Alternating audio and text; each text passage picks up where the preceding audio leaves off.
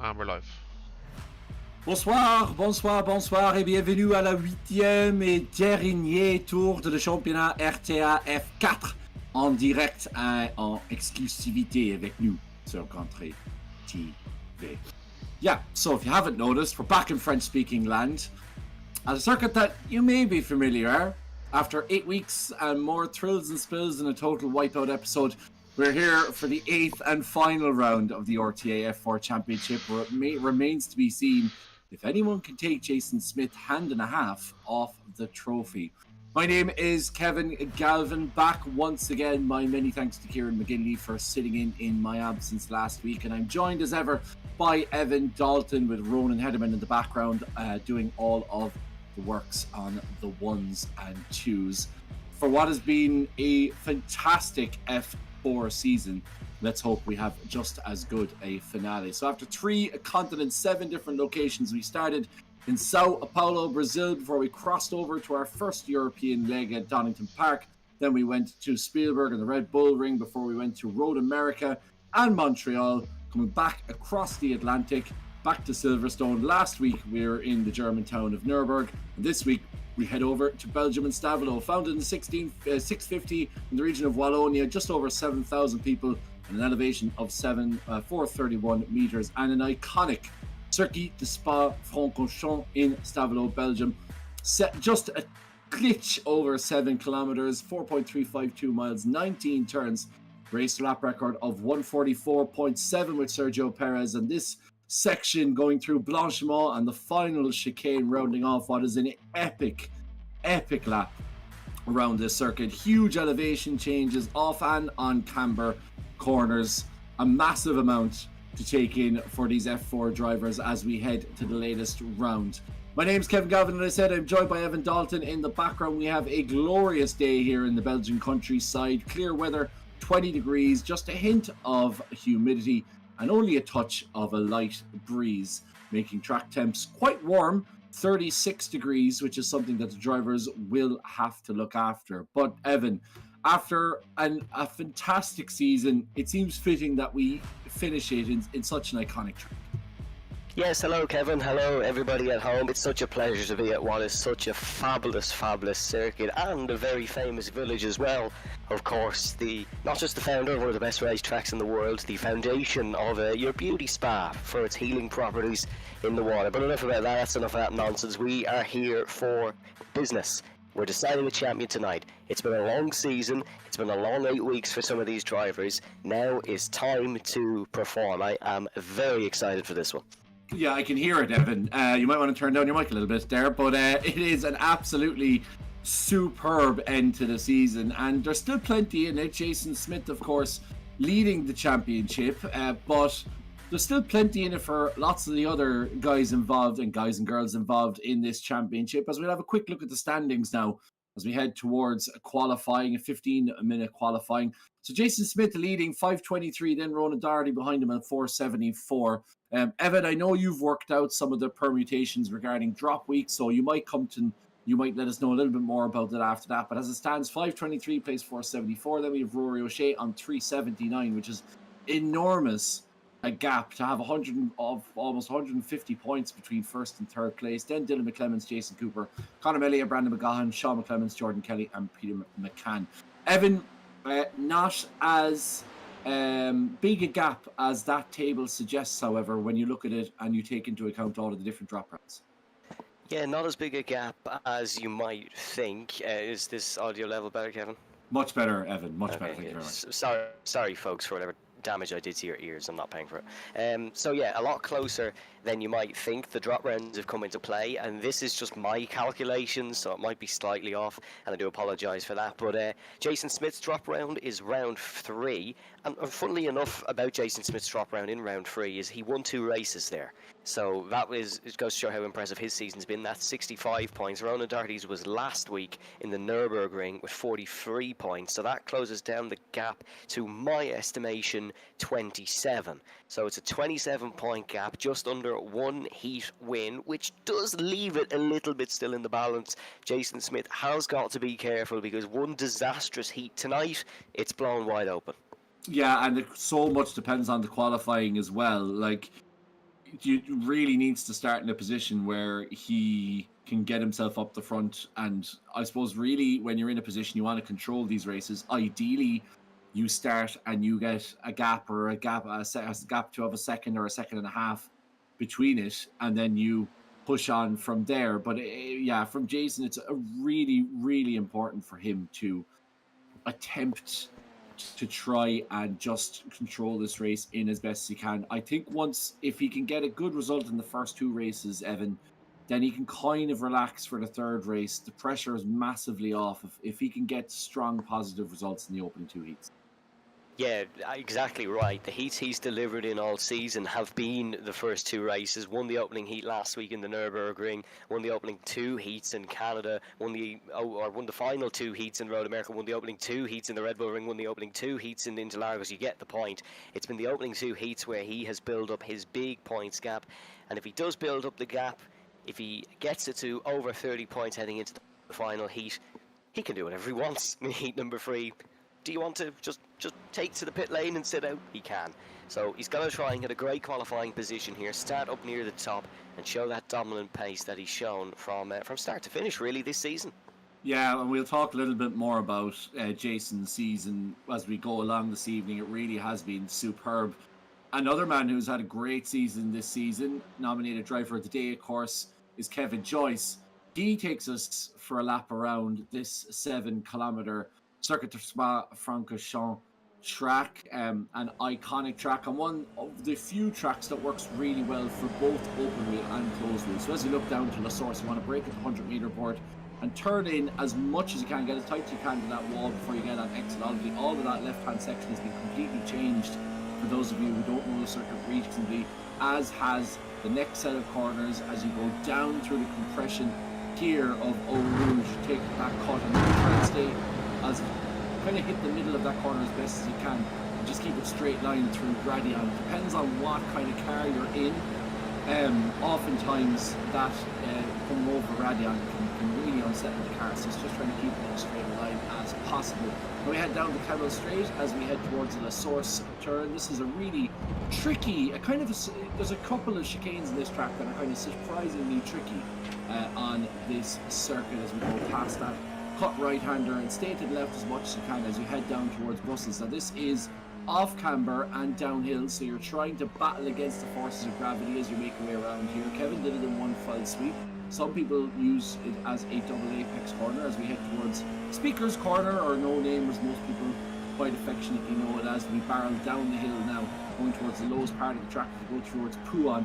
This is a really tricky one, very easy to over-rotate the car with the gravity moving the way it is for the double left-hander to try and maximise the track and the exit. As we head towards now Cliff Path, this is another chicane that really tests you. It forces you to be patient as you try and get as late as you can on the curbs, and then get as late as you can and as wide as you can as you head in towards Campus. This is another very tricky corner. A lot of these very technical, tricky corners. And if you get Campus right, then you can pretty much put the foot to the floor as you head through Stavelot and this curve falls Paul Frere, should I say. And now we head towards the famous left-handed sweeping corner of Blanchemont. Of course, try and get as much on the outside as you can, but you have to be careful because that is slightly off camber on iRacing. It varies from simulator to simulator as you head down towards the bus stop. 100 meters again, stamp on the brakes, coming back around on yourself in second gear and back then across the curving again. It's one of those that chicane that kind of runs out on you quickly, especially after the slightly more elongated chicanes earlier on in the track as you cross the line for a lap of the circuit, the Spa-Francorchamps. So some very interesting overtaking corners. Of course, La Source is one. Expect to see moves into the bus stop. And potentially we've seen quite a lot of action in Pouan before as well, where drivers lose it and end up going out wide there, opening up the door for the overtake. So Evan, what would be, you would say, the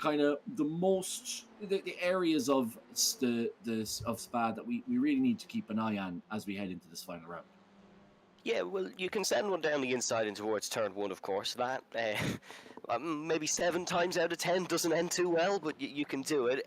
The safest overtaking opportunity, if there is such a thing as a safe one around here, would be the Lake Combe chicane, turn 7, 8, and then that sometimes can lead into Malmedy at turn number 9. If you're feeling brave, you can try one down the inside into the hairpin of turn 10. But as Kevin said, some drivers treat that as double apex, so again, that can end disastrous. Then for the entire middle sector, you wouldn't really see a lot of overtaking. And then in towards the bus stop, if it's last lap and you're in a position such as Jason Smith is now, I know this is qualifying, but you're going to go for it in towards the bus stop chicane. It just invites you to an overtaking attempt. Again, doesn't always work out well, but that is the nature of Spa-Francorchamps. It has a lot of overtaking opportunities, but none of them are easy. They're quite difficult to make a good, solid move here. Jason Smith, quickest of the bunch so far in qualifying. Sean McClemens just goes to second. Another interesting thing about qualifying here is it's 15 minutes, but because it's a 2-minute 21-22 lap, you don't get an awful lot of bites of the cherry here. You've got to nail it almost in one go. Yeah, and look at the man who's done it already, Jason Smith with a 2:21.9. He's the first man sub 2:22 this evening thus far. Expect to see that change, but very high track temperatures, despite the fact that only 20 degrees air temps. We do have quite high track temps, which means that, Evan, this is a circuit that does punish the tyres as well because it's such a long circuit. You do have quite long straights here in the Kemmel Straight and indeed the run-in going down towards the bus stop, but it is one of those tracks that you're kind of on the edge of your tyres all the time. So it will be interesting to see, particularly over the course of the longer 20-minute feature race, how those guys will manage their tyres as we head into the final race. Yeah, it will be, and with, as you said in the introduction, a little bit higher track temperatures than maybe they'd be used to. So you've got to manage the tyres, just keep them okay for the entire 20 minutes. For heat number one, they shouldn't be too bad. Should be able to manage them, but toasty rears, and you might find yourself spun round. Still, Jason Smith top of the order, then Sean McClemens in second, Jason Cooper in third, and Kevin Joyce in fourth. So Kevin doing quite well around here. Ronan Hederman told me before the broadcast that Kevin feels he's going to do well around here because he visited here with Ronan, Peter McCann and Chris McCann a few years ago. So Kevin with a little bit of local knowledge. There you go. I see none of it transferred over to Ronan, but hopefully he might be able to use some of that. Here. I'm going to defend Ronan here. He did quite well in the endurance series here, and then bottled the championship, but.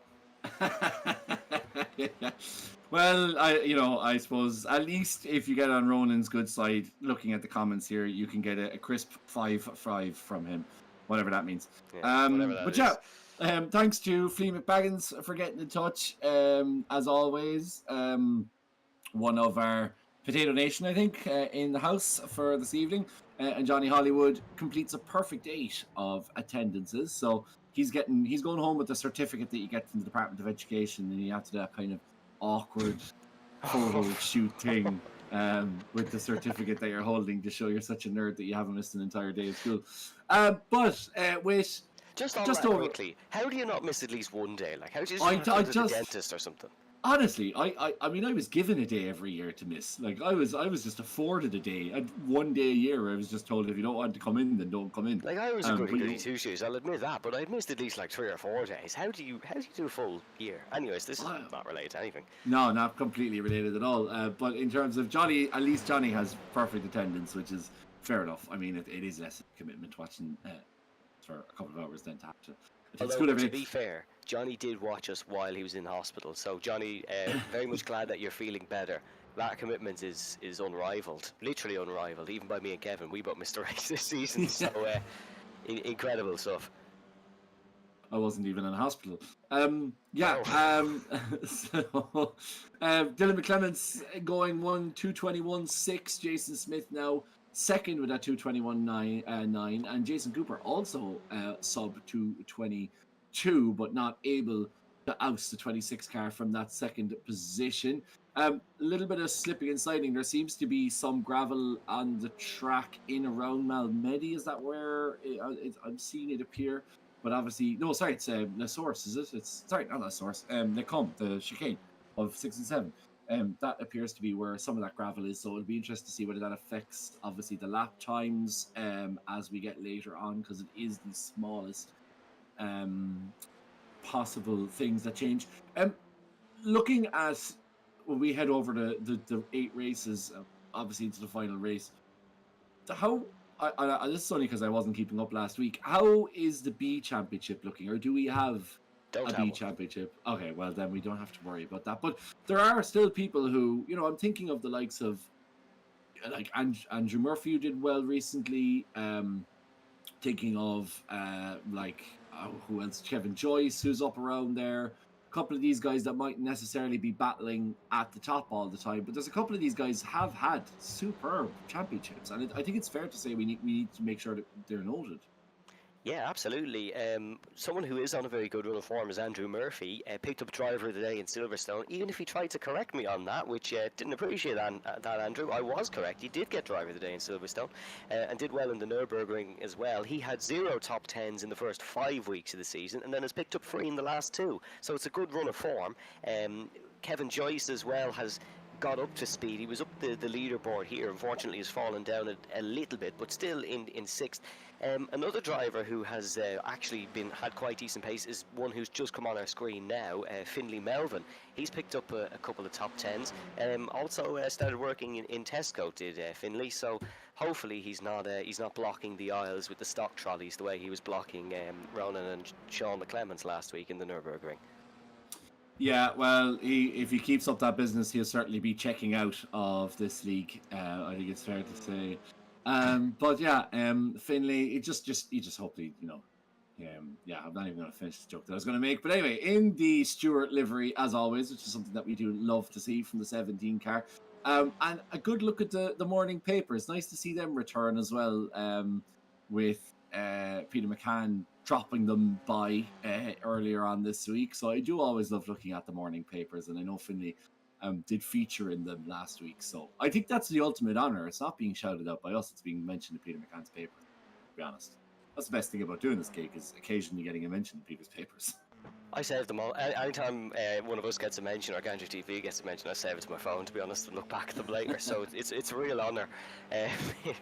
Here in qualifying... No, you're right, you are a nerd. Yeah, I never denied this. Like, it's really easy to figure out. Dylan McClement's top of the order, though. This would actually be his second pole position of the season if it stays like this. Jason Smith is on a good lap. Disappointingly for Dylan, hasn't taken a win this season in his title defence, so he's going to look to try change that tonight. Dylan is another driver who usually picks up a better result towards the end of the season than the start. This will be the last attempt at a lap for Jason Smith. He's going to get a little bit of a slipstream from Dara Halley, but he doesn't seem like he's going to be improving much. Up and across the line comes Jason Smith, and is it going to be an improvement? It isn't, I don't believe. It's a 22.8. Dylan McClement's looking very much favoured for pole position.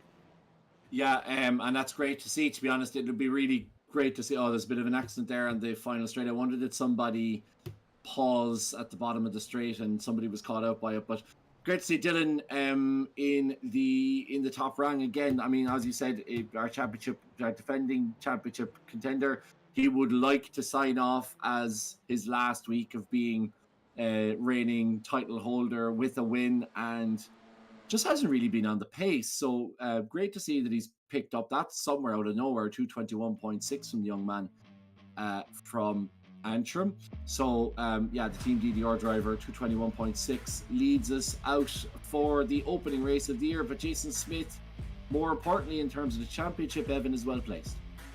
Yes, Dylan McClement's on pole, Jason Smith alongside him on the front row. That could get pretty tasty down towards turn number 1. Brandon McCaughan in third, and it is Jason Cooper, Sean McClemens, Jordan Kelly, Kevin Joyce, Miles Ragg, Peter McCann, Conor Melia, Ronan Doherty underperforming when he doesn't need to. Joel Castro in 12th, and it is Dara Halley, Theo Lestrange, Andrew Murphy, Sergei Grabon, Dermot Toomey, David Prunty, Simon Hutchings and Finlay Melvin. Jacob Hobbs, then it is Phil Upson, Luke Cooper, Jamal Gandor, Tony Stack and Emma Dempsey to round out the order. But it's going to be Dylan McClements who leads off pole position. Could be an interesting one into turn 1. Yeah, should be a very, very interesting one altogether. A name that I saw right at the bottom of the qualifying table, having not set a time, is one Keith Dempsey from turn 3. I'm waiting to see if Keith actually grids for this race, because obviously he's a multiple digital motorsports champion, RIP, and he is I've just been told he isn't actually partaking in the race, but it is actually interesting to see that name again. It would be great to see him next season, because he certainly will be one that could put the cat amongst the pigeons. It could be, but we'll get onto that next season. Let's talk about who we have on the grid now. And wow, that's a fabulous photo for RTA, isn't it? 26 cars, 26 F4s on the final week of the season. It really goes to show the commitment we've had this season. And of course it is the star-studded names towards the top of it. Jordan Kelly actually a little bit down the order. He got pole position for the last 2 weeks in Silverstone and the Nürburgring.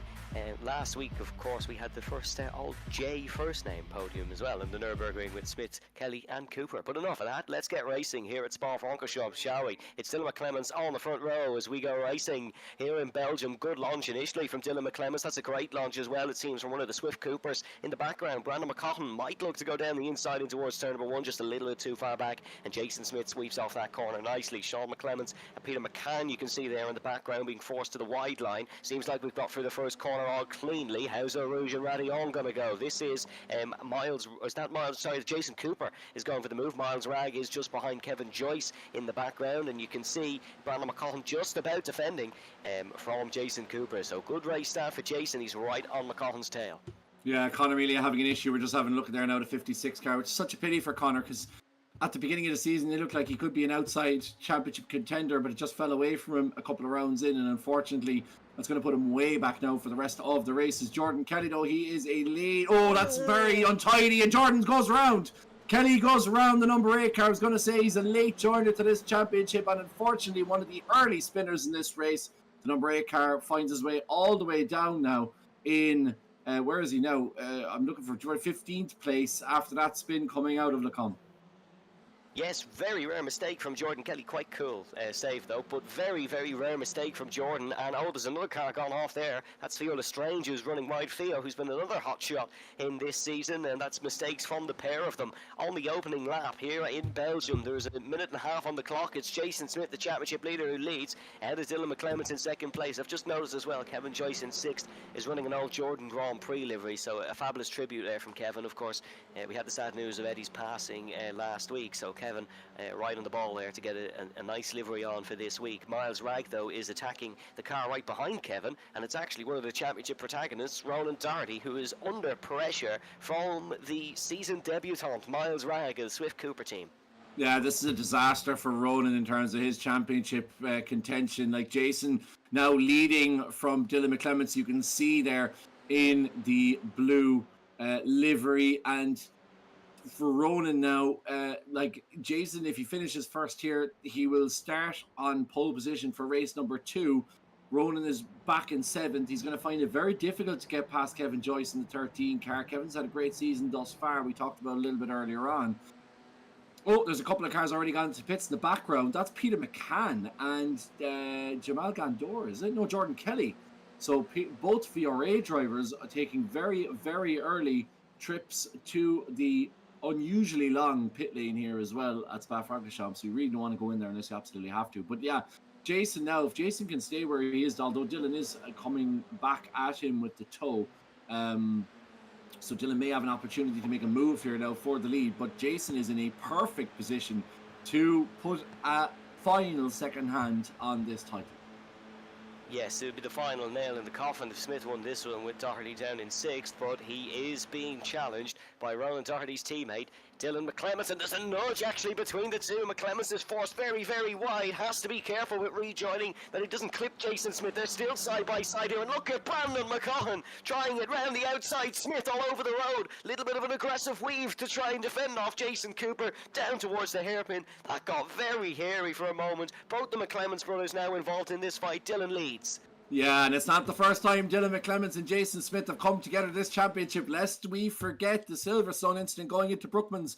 So interesting now that these guys are going 3 wide into Pouhon. This is dangerous stuff from Jason Smith, because of one mistake here could blow the championship wide open for the 26 car. He does manage to hold on to the place in 3rd position. So for Jason, obviously from 1st down to 3rd, not an absolute disaster for him, but certainly not where he wants to be. And Dylan McClements, our reigning championship leader, showing a little sting in the tail of this season, is the number 88 car coming back at our championship rival to be. And I'm sure Dylan won't want to pass over the title that easily. No, he will not, especially when it is, of course, his teammate who is fighting Jason for it. This is now looking back at Sean McClements and Jason Smith just in front. He's not going to go into Blanchimont, is he? No. Smartly stays behind. McCaughan is going to try and challenge Dylan McClements as well in towards the bus stop. Brandon, with no affiliation to anyone on the grid, let alone anyone in the championship battle, he's just going for race wins. He has two of them this season, does Brandon McCaughan, so he'd like to, he has 2 podiums, I should say, and then 1 race win, so he'd like to add another one to that. Here he comes in towards the first corner as we ride on board the old Ferrari livery. Of course, Michael Schumacher, one of the most successful here around Spa-Francorchamps, and Brandon is looking to lean on that here this evening. No move there though, and a little mistake might invite Jason Smith to go for it when we get to Lake Home in a kilometre's time. Yeah, I'm really not too sure about Brandon McCaughan's race suit, but that is a decision for another day. Looks like Brandon's going to lose out here now to Jason, because Jason has the run going up through Radion. We saw Alex Dunn make an incredible double overtake here back in the day. Can Jason do the same here? He's putting pressure. He was already ahead of Brandon on the timing table, but Brandon will have the inside line to this corner, but Jason's going to hang out round the outside against Dylan McClements. Now down the inside. Can he make it stick? Dylan's sticking his nose in there. They're still side by side, and this gaggle of cars coming down towards Brussels, but Jason Smith has gotten the move done. Number 26, take a bow. Yeah, this is some of the similar racing that we saw in the Nürburgring. Really impressive stuff from Jason Smith. It was Jordan Kelly who he was fighting with on that day. Now it's Dylan McClements, but that is a cracking move nonetheless from Jason, and it's almost what we've come to expect from him in this F4 car. He's just gelled with it beautifully, and that's why we're potentially seeing him as a championship victor in about an hour's time. Ronan Doherty is right on the tail of Brandon McCaughan here. He has a gaggle of Antrim drivers in front of him. It's obviously his 2 teammates, I imagine, will let him through if he gets there, but it's going to be interesting to see what Brandon McCaughan does. Does he stay with his fellow countyman, or will he defend him here and go for the points himself? Brandon not totally out of every fight in the championship. He is 7th and only about 10 points off Conor Melia, so 16 actually to be exact, so he would like to get an advantage over Conor, who has had a pretty poor start to this evening's matters. Here we go then, swap with the McClements brothers, and it's going to be Sean who gets in front of Dylan. It's now Sean's turn to attack for the race lead. Yeah, Sean's going to absolutely do as much as he can, but so is Jason. Look at him bobbing and weaving with 2 DDR drivers looming large in the mirror.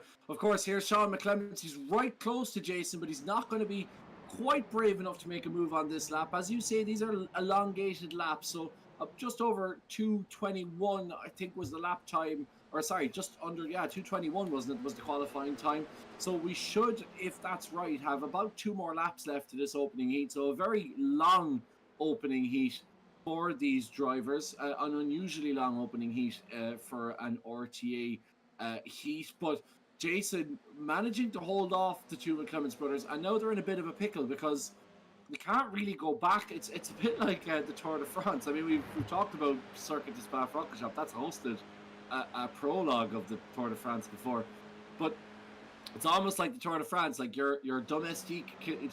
Sean and Dylan are almost playing the role of domestique here, but they can't drop back and help Ronan because they have to keep an eye on Jason as the leader. So it's very, very difficult for Dylan and Sean to be in this position as Dylan retakes the lead. This probably is the best position they're going to have Jason, and sandwiched in between the 2. I suspect Sean may try and defend as best as he can as Dylan moves down Jason moves down the inside very aggressively, but Sean covers him off.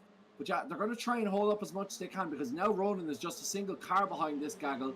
If he can make it past Jason Cooper, then it opens the door for Ronan to have a go off Jason Smith. And given where he began on the grid, this would be a superb result for the 29 car. He is scrapping. He is holding on by his fingernails to this championship, and he's waiting for an opportunity to win it.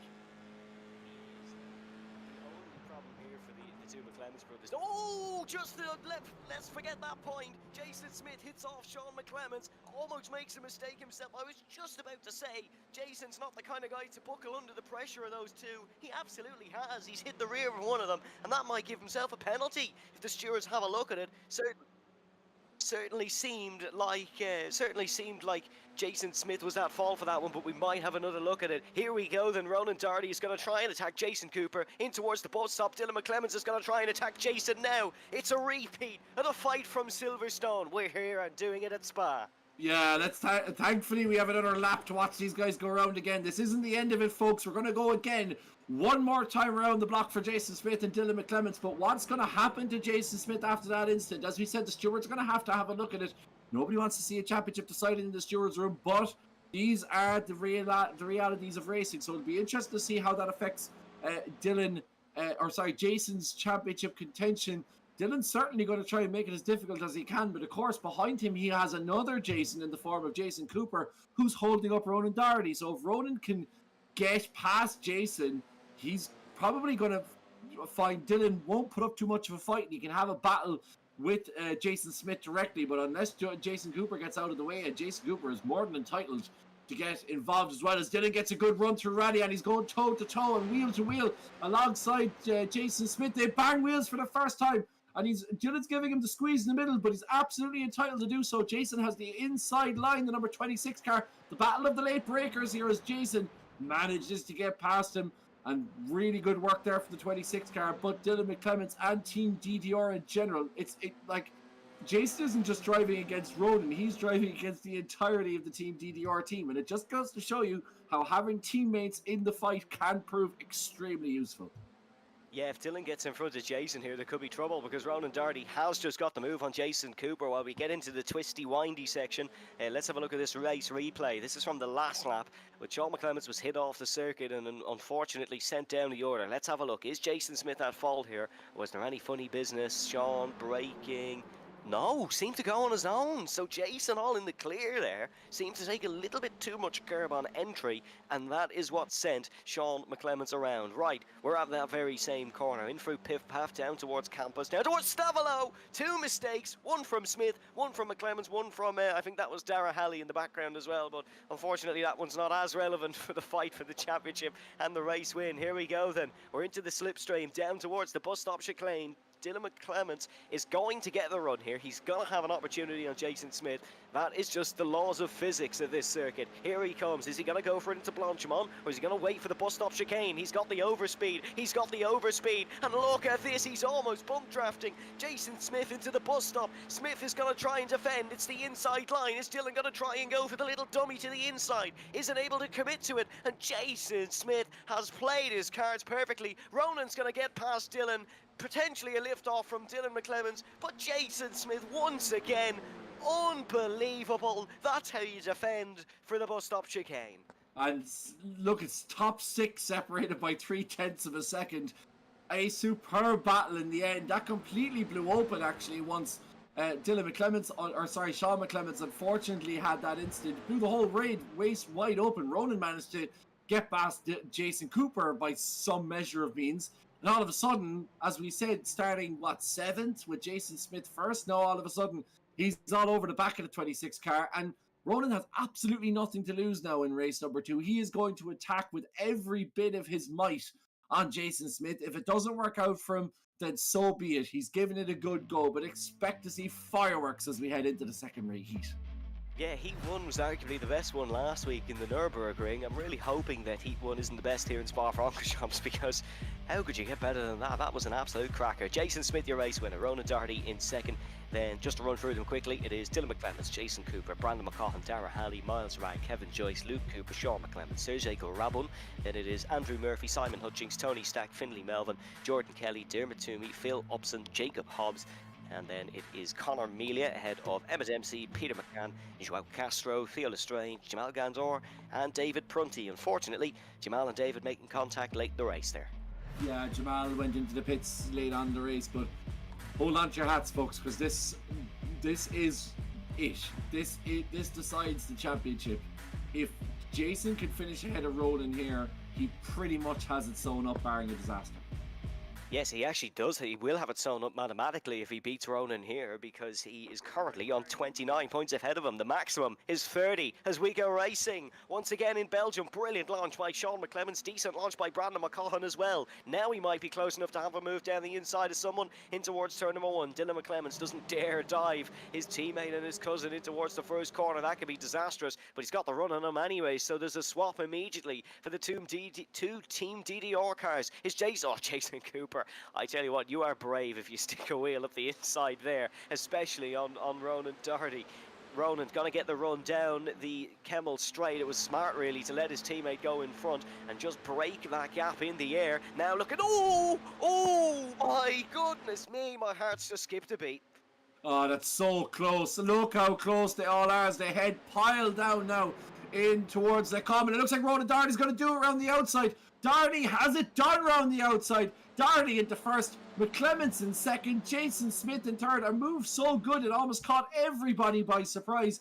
Ronan Darty in the 29 car. Now Jason has a massive battle on his hands because he has a brilliant wingman in the shape of Dylan McClements, who owes Ronan, of course, for his win last year. So Dylan will be looking to repay the favour now to his cousin and see if he could do it. In amongst all that, there would seem to be a huge accident on the opening turn as well, which took out a lot of drivers, while Jacob Hobbs and Tony Stack got involved in quite a big incident in through the Eau Rouge Radion complex. So they're out of the race, as is Joao Castro. I know Emma Dempsey was caught up on something as well, but she's managed to move back up because Peter McCann, Melia, Hutchings, Upson, Murphy, Teola and Teola Strange were all caught up in quite a big incident.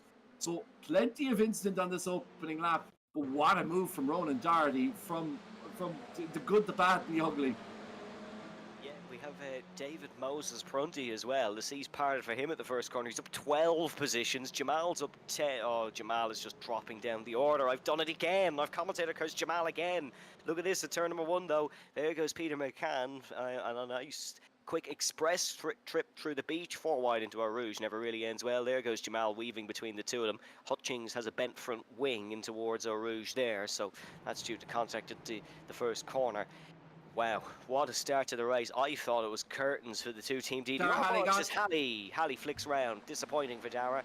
He's dropped down the order, and that's a difficult one to recover from because he has the whole train of cars pulling by past him, but he's done a good job to recover that, held his brakes nicely, and there was no follow-up incident there. I did think it was curtains when Dylan pulled over and almost chopped off Ronan Darty into the wall. That could have been disastrous, but all has gone well. Ronan leads by 0.7 of a second, and the RTA Virtual Motorsport F4 Championship remains alive for now. Yeah, and the small matter of 13 minutes left for these guys to battle it out for the last remaining laps. You can be sure that Jason Smith won't be timid in his defense here. Jason is in third. He's going to try and get around the outside of Dylan McClements, but he's not going to be able to do what Ronan Darty did on the opening lap. Also good to see Peter McCann recover from that earlier incident. Of course, it's been a tough season for Peter, losing his earned tile sponsorship over accusations of gross misconduct. Oh dear! But we won't comment any further on those until the legal, the relevant legal proceedings have taken place. But for Peter, it's great to see him back. I think it's a real brave move for him to get back in the cockpit after everything that's been said about him in the tabloid media. And I, for one, I'm just allegedly, and I for one, I'm glad to see the 23 back on track and leaving his racing doing the talking, as opposed to some of the other things he allegedly said to some of the Earn Tiles employees. In the words of Ronan Hederman, he's really committed to this bit, and he certainly did. But Peter McCann is cut from a different stone. He means business, and he's here despite all that's been said in the trashy tabloid media. Poor Peter McCann. He's had the reporters outside his door every day, but he's here. He means well, and he's going for it in this season finale of RTA. One of my favourite RTA statistics, I'm not too confident in it tonight, and that's Peter McCann keeping up his season finale podium streak. Last 4 seasons, he's got a podium on the final day. And can I actually say, it usually comes from him cutting through the field, so hopefully that stays alive in the final heat. More important matters than a tile company that doesn't even know we exist, and that is the championship. Ronan Darty stays ahead of Dylan McClements, Jason Smith up to third, Sean McClements recovering well, but has just lost that spot to Brandon McCann, and things get close between the Swift Cooper and Brandon McCann. That's Jason Cooper, of course, who does have his teammate Miles Ragg just a handful of positions behind. Cooper dives it down the inside, 2-4-1. That's a Finley Melvin meal deal. Excellent. Love that. Yeah, Jason has been a little bit squirrely on the exit of the bus stop for the last 2 laps. So I'd be interested to see how he takes the latest one. Oh, he's after getting the undercut here. He's after getting the run, and look at the back of Ronan Darty. I think we're going to look at 3 wide here, and Jason is the meat in the DDR sandwich. He's going to have to pull out of it as Jason Smith, and Dylan, unfortunately for he's going to try and hold on to the inside though, is Dylan, but I think Jason's going to get the move done through Mamedi, and somebody's got upside down. Somebody's on the Mark Webber. Oh, that is Jason Cooper. Oh, Jason Cooper recreating scenes from Le Mans 1998, I think. Don't quote me on that. Ask Kevin Joyce. He knows everything. I'm not sure what happened there. Jason just rode a tire, was it, up on the back rear left corner? Yeah, and then Brandon sort of zoned into him. And then iRacing physics. And yeah, that wouldn't happen. So let's not worry about that. That's the beauty of virtual racing, folks. Things like this can happen.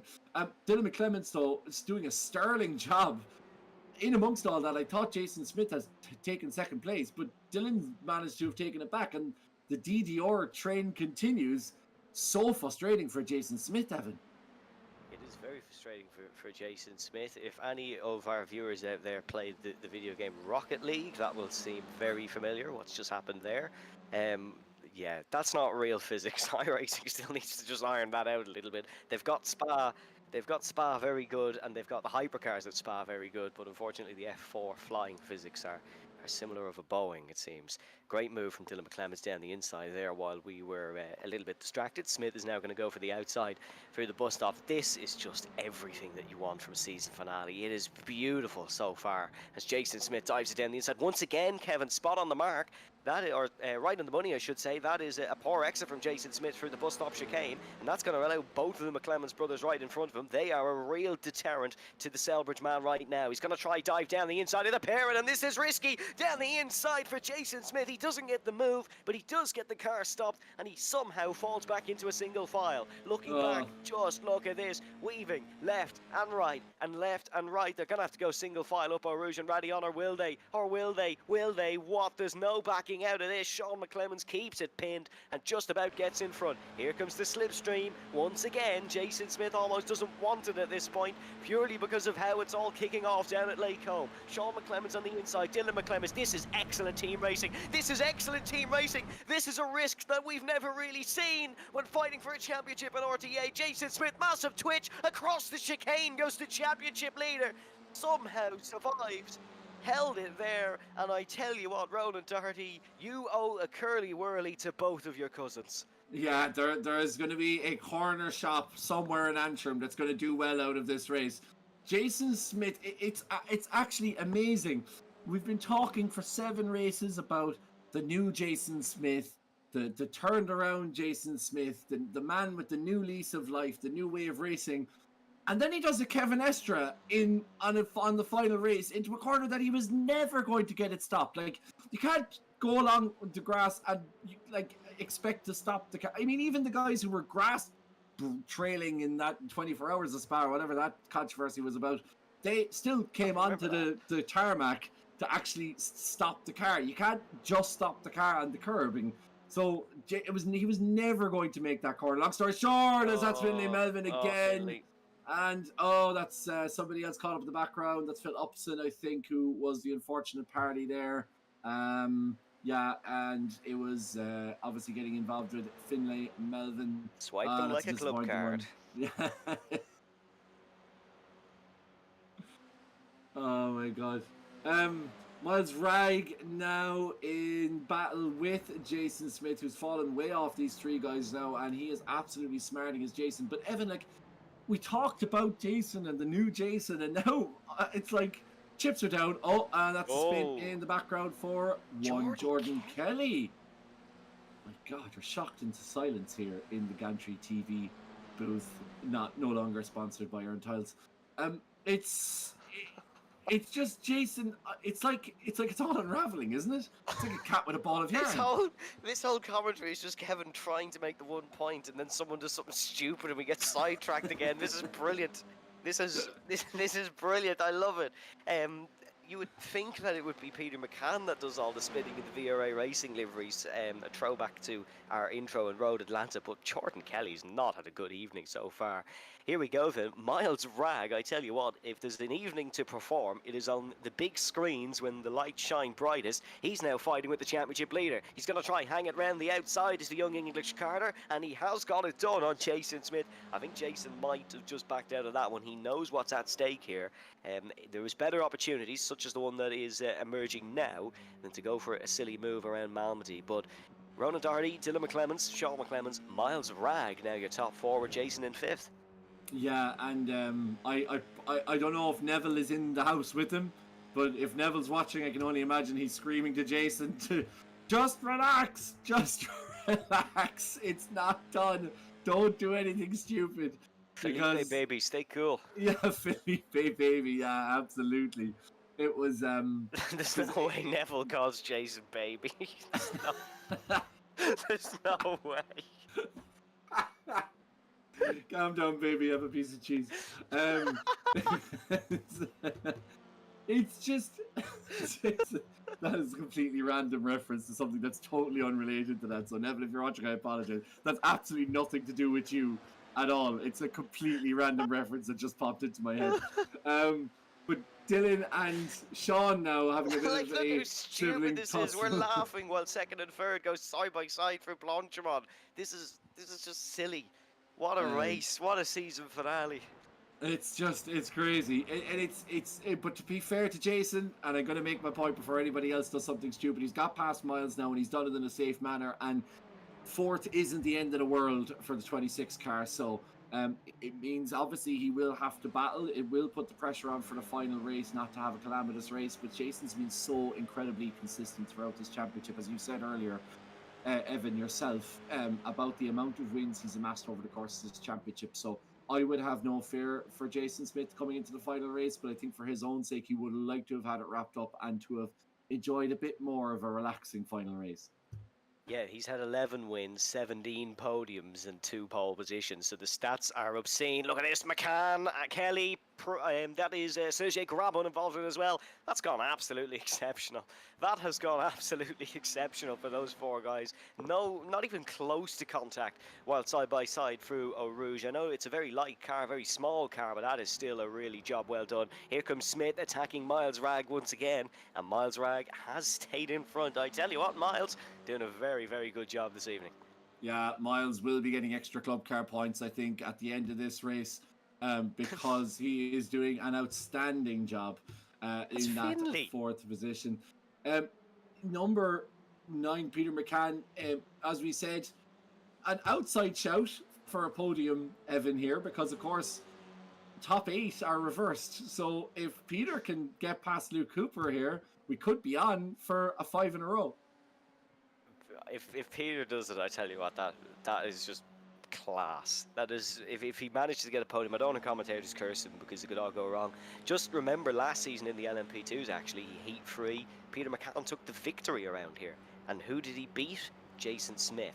So there could still be an upset in Heat 3 for Peter McCann, but he needs to get past Luke Cooper if he wants to take that reverse grid pole. He'll have one more lap to do it, so Peter McCann is going to have to put the pressure on the Swift Cooper. He is. There's an early mistake from Luke Cooper, and Peter seems to have the pace over him. In terms of the fastest lap of the race, it is his teammate Jordan Kelly who has it, but on the last lap, Peter McCann was 9/10 of a second quicker than Luke Cooper, and he's immediately made the move well before Blanchimont, and he's going to hopefully get it done here on the brakes in towards the bus stop. Sergei Grabon is like a shark lurking in the waters, trying to just make a move here on Luke Cooper as well, and things could get messy if Sergei goes for the move on Peter McCann. He's a little bit too far back, is Sergei, so he's going to just stay here and doesn't get it done on Luke in the end, but a little bit off the apex for Luke Cooper, so he's going to be under pressure from Grabon nonetheless. Yeah, Sergei is like a shark out of water because, of course, Luxembourg is entirely landlocked. Jason Smith in 4th position, ahead of now Miles Ragg, and like a disaffected delivery driver, Miles is now it's way Finley that speed. Works for Tesco, not Miles. Sorry. Oh well. Maybe Miles does work for Tesco, actually. I'm not too sure of his current employment. Oh, we'll have to check his LinkedIn. Here is Dylan.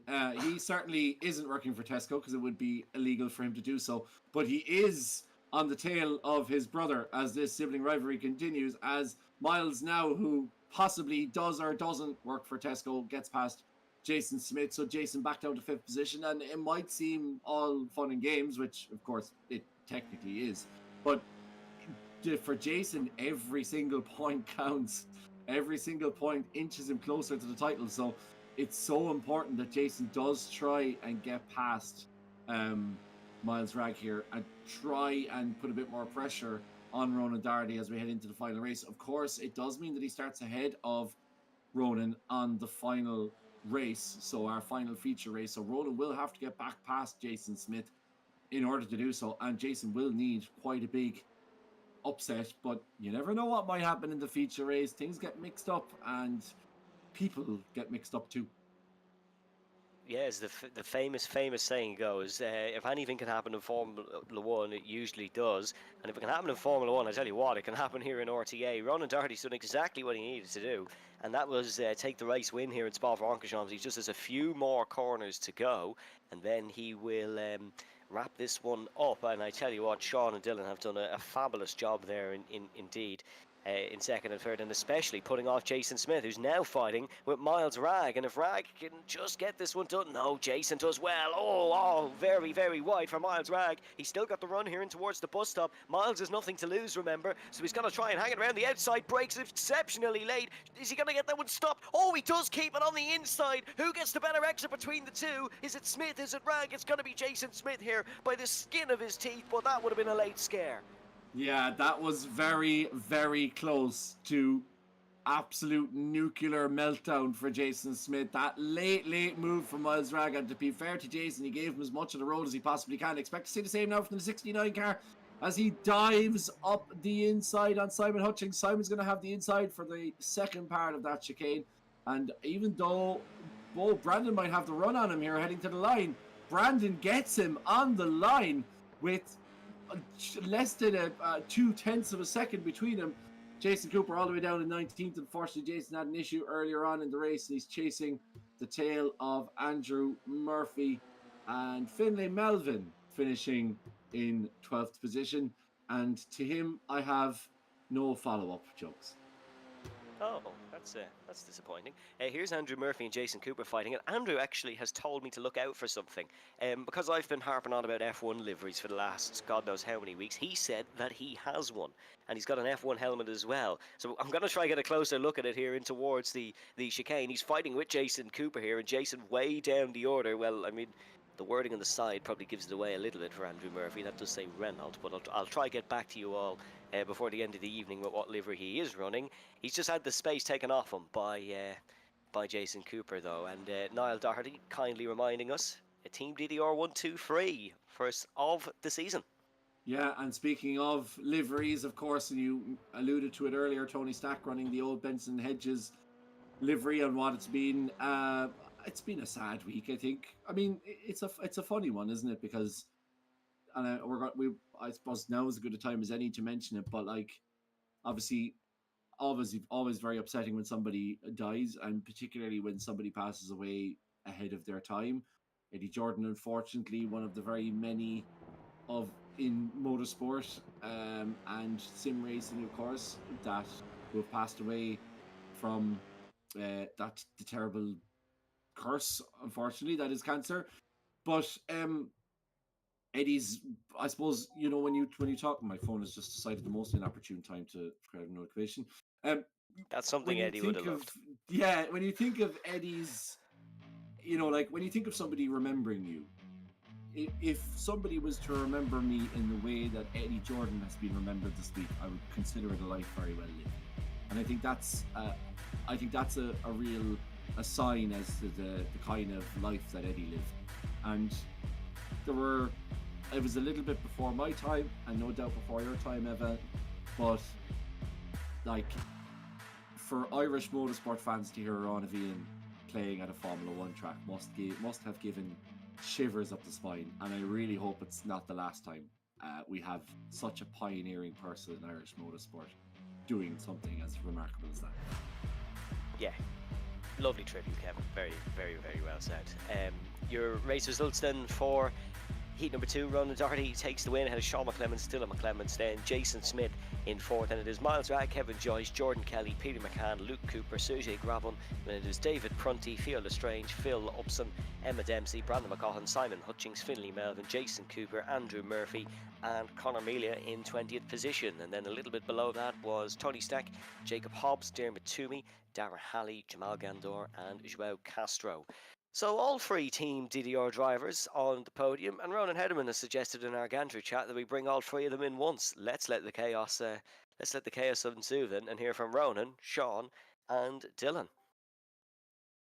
Ronan, hello, can you hear me, as well as all 3 Team DDR boys? It's the first time I think ever that a team has clean sweep the podium, and Ronan, for yourself, it keeps the championship alive. Does it? I believe it does, with the drop rounds. Oh, well, I mean, there you go. To be fair, like, I haven't driven that great this season. I made quite a few mistakes, and Jason has driven well, but then he's made mistakes of his own. Like, I say Jason over the course of the season's driven better, so sometimes like, I've had those seasons where I feel like I've driven the best or whatever, but you don't get it in the end. But I think it would take a catastrophe from Jason in the last race, but who knows? Heat 3 hasn't been your best friend necessarily this season, Ronan, but you don't really have a choice here. I think it has to be full attack mode. Yeah, like the first race, like I was starting down in P11, you know, so I knew I just kind of had to send it.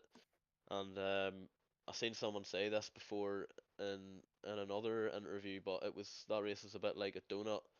It was really nice, and I dropped it halfway along the way, but I picked up and ate it anyway. So yeah, you never know what's gonna happen even halfway through the race in these big towing sessions.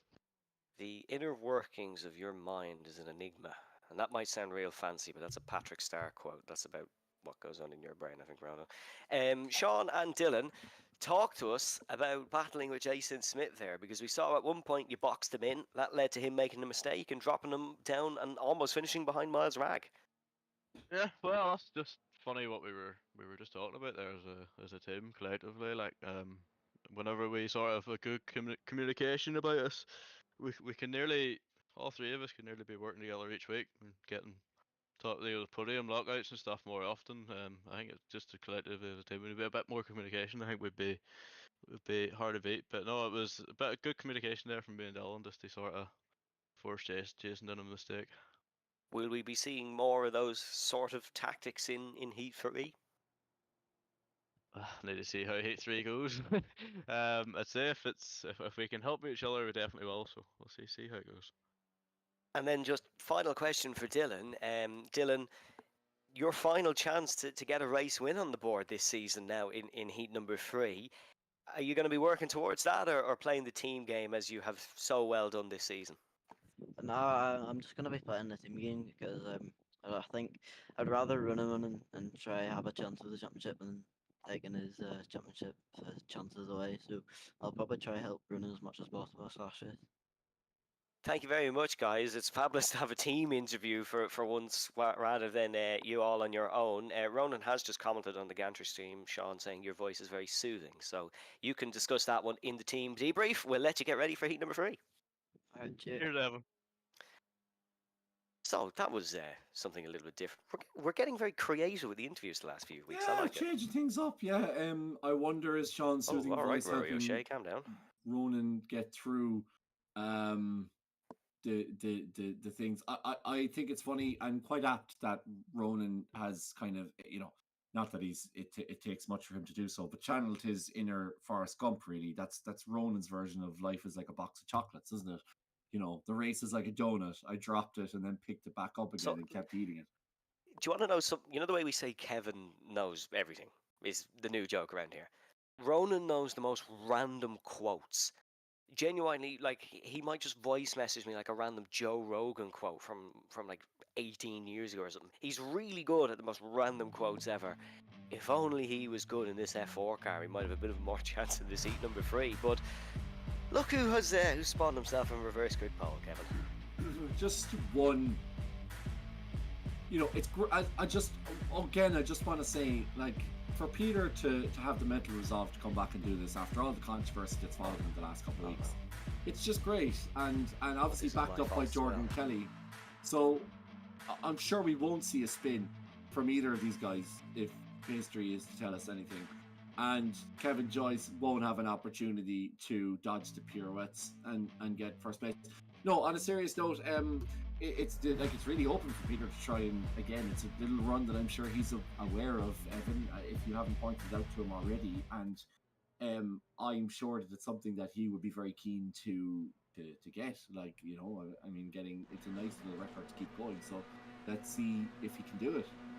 Well, for the final time, folks, in the RTA Virtual Motorsport F4 Championship, we go racing, and immediately Conor Melia's gained a spot off the line. He's got ahead of Andrew Murphy way down the order. Great start for the potential champion-elect Jason Smith, but Dylan McClements is once again the thorn in his side, and he's trying to go around the outside and the long way of it. Great start from the two VRA racing machines. Can they repeat the success of Team DDR in the earlier heats? But Kevin Joyce will look to change that into a Rouge and Radion. Here we go. Ronan Darty, Sean McClements, Jason Smith, all in a fight here. There's 3 Team DDR cars attacking Jason Smith in a barrage as we head down, or we head up Rouge and Radion, I should say. Jason Cooper's been involved in it as well. It's the wrong Jason, he screams as he tries to avoid them down towards Lake-Home Chicane. Here comes Jordan Kelly going for the race lead, gets in front of Peter McCann. Great move indeed, great race start, a little bit wide from Kevin Joyce. He's under pressure from Jason Smith. Yeah, it's going to take an enormous amount now for the DDR guys to put pressure on Jason Smith if he can get ahead of Kevin Joyce, but he can't quite yet, which means that Dylan McClements is going to have a go off him again. And it's one of the very few races where you're not looking at the front, you're actually looking about 4 or 5 cars back.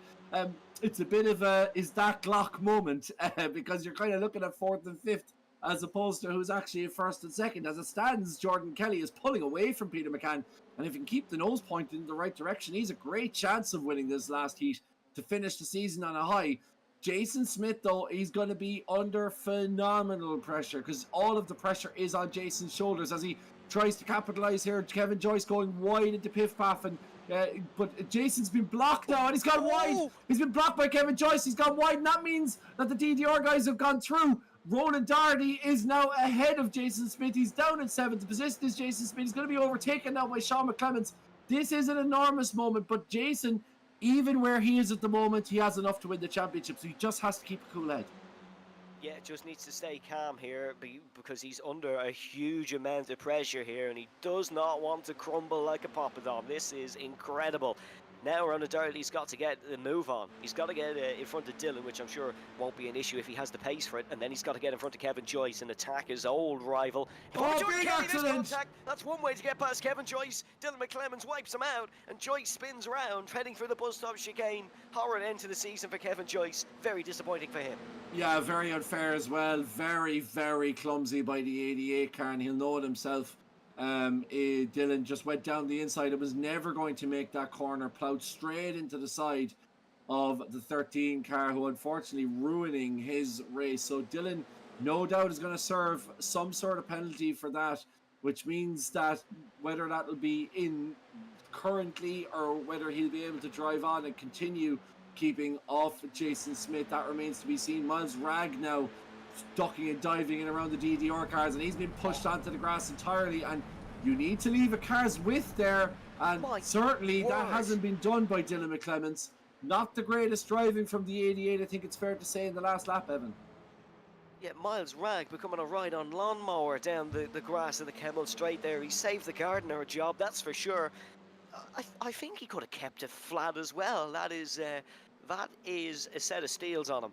Unbelievable from Miles Ragg. He's still in 5th. I tell you what, he could be a nominee for driver of the day if things keep going. Remember, as the race comes to an end, folks, to get your nominations in on our Country TV stream chat, that's someone wide. That's Theo Lestrange. Made a mistake through that corner in heat number 1. It was a lot more catastrophic in heat number 1. He's held place here and still in front of Sean McClements. But Jordan Kelly leads. Peter McCann in 2nd. It is then Ronan Darty, Dylan McClements, Miles Ragg, Jason Smith, Theo Lestrange, Sean McClements, Luke Cooper and Brandon McCaughan. As down the inside goes Sean McClements on Theo Lestrange. You could cut the tension at Spa-Francorchamps with a knife.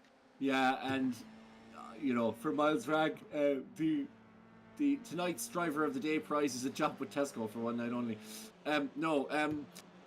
There's robust defending, and I think what happened there earlier was over the line.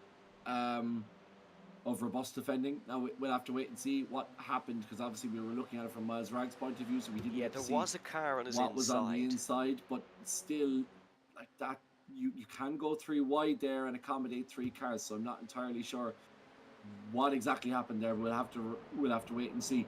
Jason Smith passed Miles Ragg, and he's on the tail now of Dylan McClements. He's going to try and make his way back as Theo Lestrange, with a nice move down the inside of Sean, makes his way into 7th position, as Diarmuid Toomey seems to have had an issue. Jacob Hobbs down there as well, as is Phil Upson, should I say.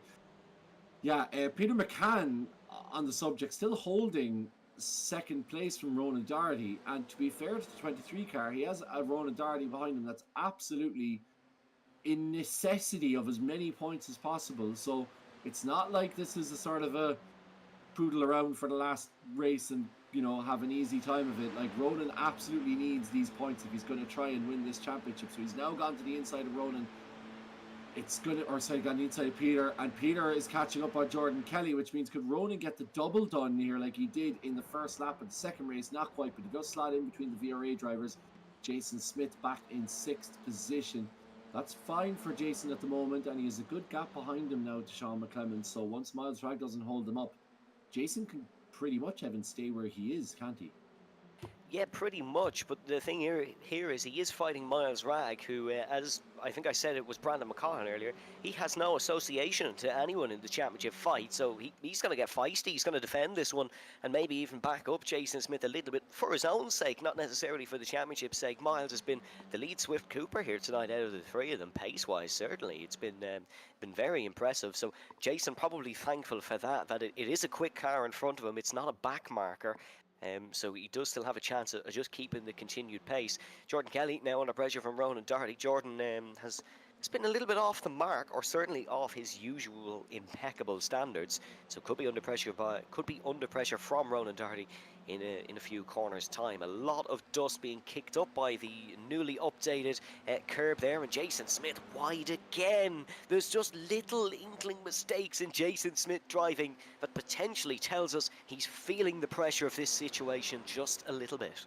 Yeah, well, it'll be interesting to see now how Jason decides to attack this one, because he has Jordan Miles Ragg behind him. He also has Sean McClements right on his tail, so Ronan needs to hop. Jason needs to hop to it now, and he does get that move done on Miles Ragg. Stops on the apex. That concertina's Ragg into the back of Dylan McClements. So a double positive there for Jason Smith as he attempts to get from space between himself and the Team DDR cars, but Miles won't make this easy, and Sean's going to try and move down the inside. This is very late from Sean McClements in the 16 car, but he manages to get it done. Superb work from Sean McClements, and we got perfect view of it there thanks to the cameras and our director here, or our broadcast. What do we call him again? Broadcast director, Ronan Hederman, for that. Of course, famously the mascot for Hederman's Marionette Wires, of which I still don't know what that means. But I'm just, you know, there's so many jokes going on, I can't keep up with all of them. Jordan Kelly now battling with Ronan Doherty, or should I say Ronan Doherty taking 1st place from Jordan Kelly, because Kelly stepped back and Antrim has overtaken Donegal into the 6th corner. So Sean McClements now coming back on Miles Ragg, and he's going to try and get down the inside of the Swift Cooper 28 car. But look at Theo Lestrange sticking his nose in it. He's not afraid. He's had a great race thus far as Theo Lestrange in the 24, made a lot of overtakes. So it's interesting to see whether he'll continue that feat. He's certainly finding it easier in these F4 cars. Jason, though, now has a good gap, Evan, and a bit of breathing space for the first time this evening. Yeah, Antrim overtakes Donegal. I wonder did Ronan protest for months on end to play this one at his own race circuit, but we will wait and see. That's a Gaelic joke for all you fans out there. We've had rugby, but we haven't had Gaelic, so yeah, hope you're all keeping well, the GAA. Jordan Kelly in 2nd now. Probably just wants a good result to end the season. He's not really in any championship battle. Jordan is actually in a battle of not finishing 11th in the championship, because last season in the LMP2s he finished 11th in the championship. The season before in the Formula Vs he finished 11th in the championship. He's currently 9th, so he doesn't want to finish 11th again. They say, or they used to say 11th was the the worst place to be. You're just outside the points. Dylan McClements has just got past Peter McCann. McCann now off the podium. So it is Team DDR, VRA, Team DDR, VRA. And we're getting a little bit of team dominance, it seems, here in RTA. Sean McClements defends from Field of Strange in towards the bus stop. Chicane! No. Oh, that's gone wrong. That has gone wrong. And unfortunately for poor Miles Ragg, he went to go to the outside and Sean just stopped rolling at the wrong time. Unfortunately, a little bit clumsy from the young Theo. Yeah, not the greatest move, I think it's fair to say. Very similar to the ilk that we saw earlier from Dylan on... Theo will know that, though. He will know that that's a poor move on his end. Same with Dylan as well. Like, you know yourself when you go down the inside of that corner that you're taking a risk, but you know you have to try and make that risk calculated. As Jordan Kelly now has the run on Ronan Doherty, he's certainly made the toe work and he slips in ahead. So no need for the game to be replayed, Evan, as it stands, because Donegal are once again back on top. Well, there is a need. There is a need for the game to be replayed, Kevin, because we want ticket revenue. Sorry, sorry, the GAA. Please hire me still if you were considering it. Ronan Doherty is, well, no, he's not going to be under pressure from Dylan McClemens, is he? Because Dylan's going to act as the rear gunner here and just keep Peter behind. But as it stands, Jason Smith would still end this evening as RTA F4 Championship. The hint of, not even the hint, the very strong waft of desperation in your voice, Evan. That can only be found from a young journalist trying to find a job in what is a dying industry. Journalist, commentator, media, I can do anything, lads. Just hire me. Yeah. But Connor, a bit of a disappointing evening for him, and I think really, Evan, kind of an indictment of how his championship has gone, and that's nothing on Connor or anything like that, but a couple of unfortunate incidents, I think, around race, like evenings 3 and 4. He was certainly up there for the opening evenings, but like Rory O'Shea, he's just unfortunately kind of fallen away as the season's gone on. Yeah, it's been unfortunate for Connor. He's had a plethora of bad luck from time to time, and then some evenings have just been like this where he's just been nowhere, unfortunately. And he will take the confidence in towards the TCRs next season, but Connor has always performed better in the single-seaters, so he might not be appearing too much on the podium next season, but there's a lot of learning curves when we return to single-seaters, probably 2 championships later. But Connor still has a taste of success. Certainly was like a kid in a candy shop when we got to Road America. He was chuffed to race there as Finlay Melvin dives down the inside of Conor Melia and of Sean McClements. That is a nice one into the braking zone, and he's got that job done. Yeah, and Finlay stacking up behind him as well. So good job from Finlay to make sure he gets that done in plenty of time. Putting a good shift in, I think, this evening is the number 17 car. Jordan still leading from Ronan, but Ronan will have the run, and it's kind of like after you, Claude, really, isn't it? It's like every single time we go through this section, whoever is behind will ultimately end up in front. Now, that opens the door for Dylan as well, but I think Dylan's going to hold off. And Jordan's almost like a proxy Perd DDR driver, isn't he? He's kind of accommodating all of these moves as they go on. Yeah, he is. He's also teammates with Jason Smith, though. You got to remember, of Team Dolan for the Formula Fords in real life. And I've got to give credit to Ronan Hederman because he actually said that in our ears just as we were making the point. So Jordan sort of playing a neutral tonight, it seems, or certainly that's what he will be trying to do to keep the relationships with both his friends and his teammate. No. Oh, around goes Melvin. He's been click and collected by Conor Melia. That is very unfortunate. In towards the Jackie X curve, and unfortunate there for the Stewart Grand Prix livery of Finlay. Bit of damage, it seems. That's the best one of the night. That's outstanding. It's about quality, not quantity, with you, Evan, I have to say. Luke Cooper trying to still defend. Tesco has fabulous quality units, finest food selection, or whatever it's called. I can't remember what they're up. Finest, Tesco Finest. That's Tesco that's Finest. The brand you're looking for. Yeah. But yeah, just as well, he didn't go for a Swiss roll. Ronan still leading from Jordan, and Jordan is now leading from Ronan. So Jason is it's a funny one because Ronan obviously is in second place at the moment, and there's a lot of action happening at the front. if you've only just joined us and you wonder why we're not screaming at them through the mic, it's because that man that we're following now is so far ahead in the championship at this point, he can just stay where he is. And Jason has 3.5 seconds behind him and 1.5 seconds in front of him. So he is in the RTA equivalent of Siberia right now. Nobody's touching him. And there's only 5 minutes left. So for Jason, he's in an absolutely perfect position. This is enough to get him over the line, no matter what Ronan does. Yeah, Ronan Doherty now 10th of a second behind Jordan Kelly, so I imagine he's going to go for the race lead once again, and yet pulls to the left-hand side. But it's a bit like Schrodinger's RTA for Ronan Doherty right now. He's winning, but he's also not winning, because Jason Smith is in 5th, and no one's really close to him. Jason Cooper doesn't have the pace to catch him, it seems, and Jason Smith is going to be in no hurry to catch these 4 drivers in front of them, especially to catch Dylan and Ronan, because he knows that they might put the pressure on, maybe force him to make a mistake.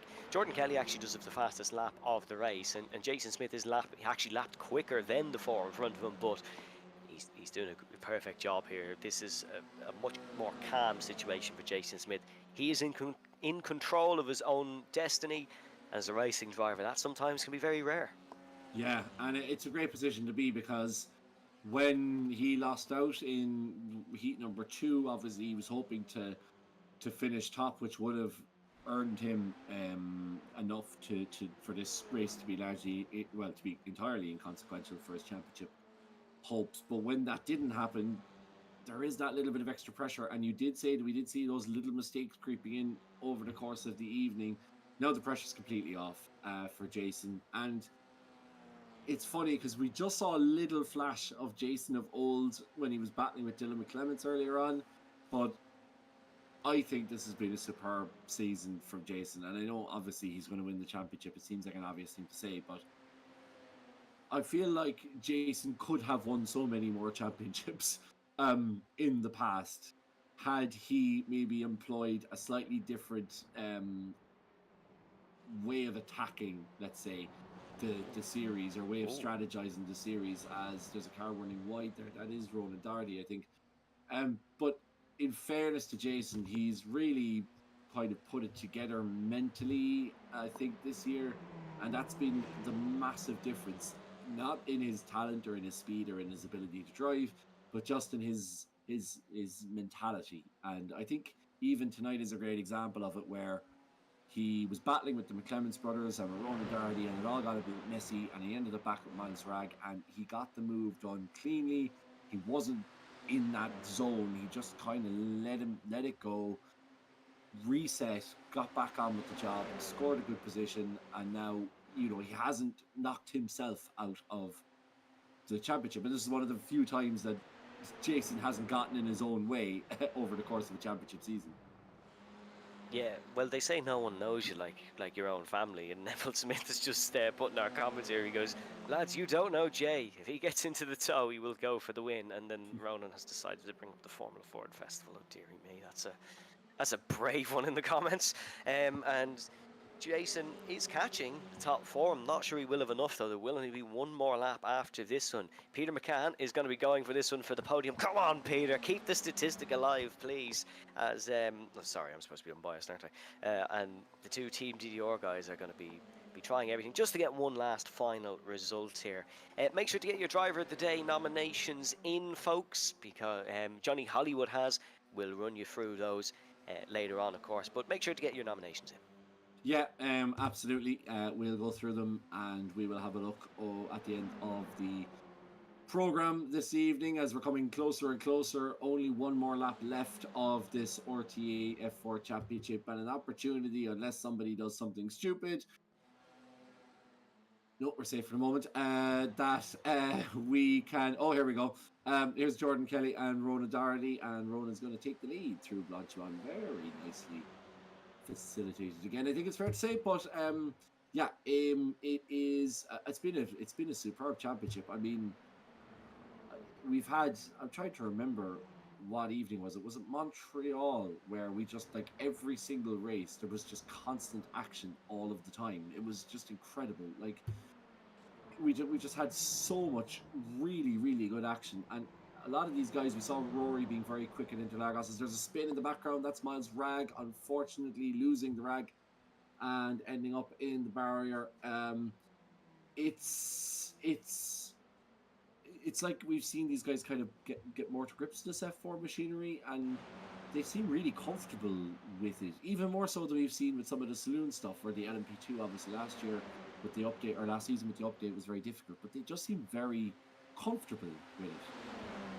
Yeah, Team DDR driver today. We've got a nomination in, which is a new one. Here comes Jordan Kelly going for the outside.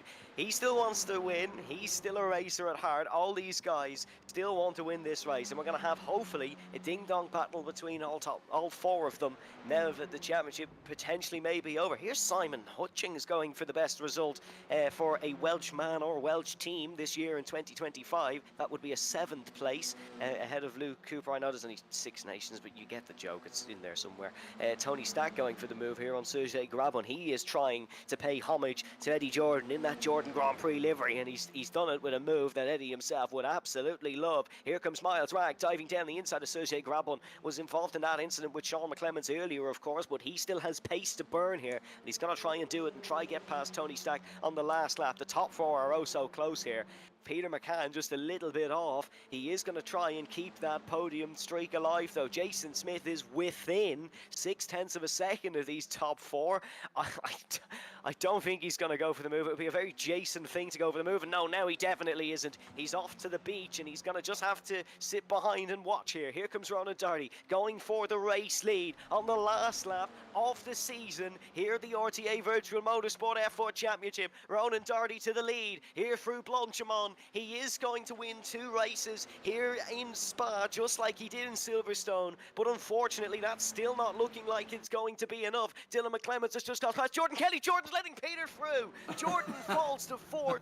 Ronan gets ahead of Dylan McClemens, but through the final corner, the soon-to-be building engineer builds and puts another block on his championship resume. Jason Smith, just like he was at the USF 200s, the Skip Barbers, the British Touring Car Championship and the MX-5s, he is now crowned champion once again here in the F4s. Mighty impressive from Jason.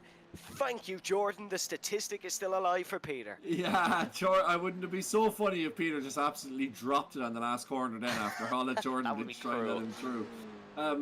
Yeah, it's just, again, we talked about it coming into this evening, and we've talked about it a lot, but we talked about last season Dylan McClemens and how we were watching him mature and how he's able to put it together in the terms of a season, and I think Jason's done that previously. Like, obviously Jason, it's not the first time he's been on the RTA Hall of Fame. It's not the first championship that Jason has won.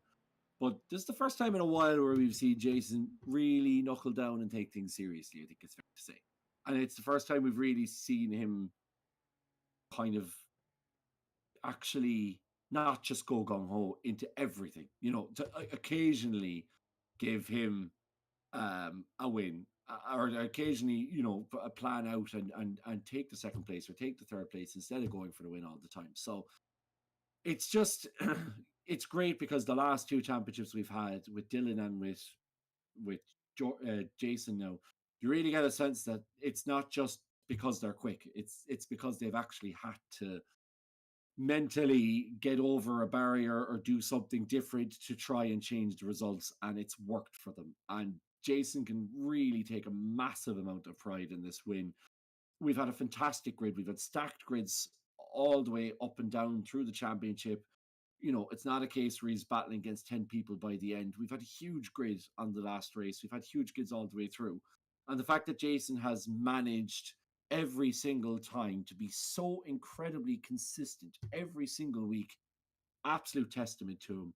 And particularly tonight, when he's up against all 3 Team DDR drivers who were doing their level best to try and get Ronan the win.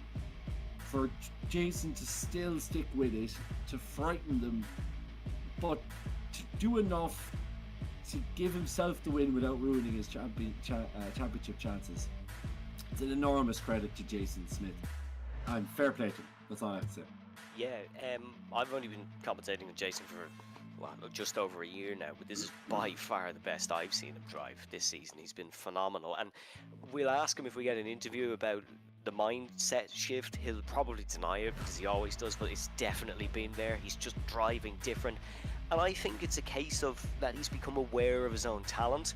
He's good enough to be a really good racing driver. If he starts to make the smart decisions like he has this season, he has been good enough to win the championship. Speaking of smart decisions, Neville has just put in the chat JP1 Team Didier P2. Neville, Niall's going to be in Mondello in 2 weeks. I would avoid it if I were you, or you might get a swift kick for that one. But we'll run you for the final results before we have an interview with Swift Cooper up the behind. Yeah, that was a good one actually, Kevin. Well done. That was actually, yeah. So Ronan Doherty's PC has gone, so we'll hear from him in a little while, but he has won.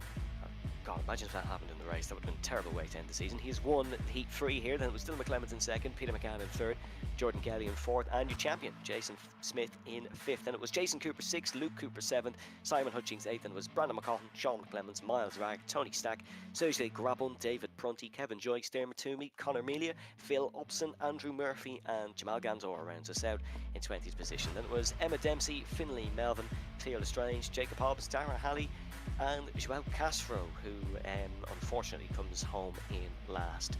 I think it's only right to take P1 in the championship as the first interview. He didn't finish on the podium in heat number 3. Did win the opening heat of the evening. Let's hear from your new champion, Jason Smith. Jason, hello, can you hear me? How you doing? Congratulations, it is another championship for you here in RTA. You added to the 5 or the four you already have. That's now a 5th one. How does it feel? Well, to be honest, I don't really know yet because I might be getting a penalty for the first race with me and Sean. So it's kind of, I don't know what way it's gonna go. To be honest, I'm not sure if I'm champion or not. If you want our take on it, he spun on the curb, but. Well, I'll go in that way anyway. But don't quote me in the steward's room.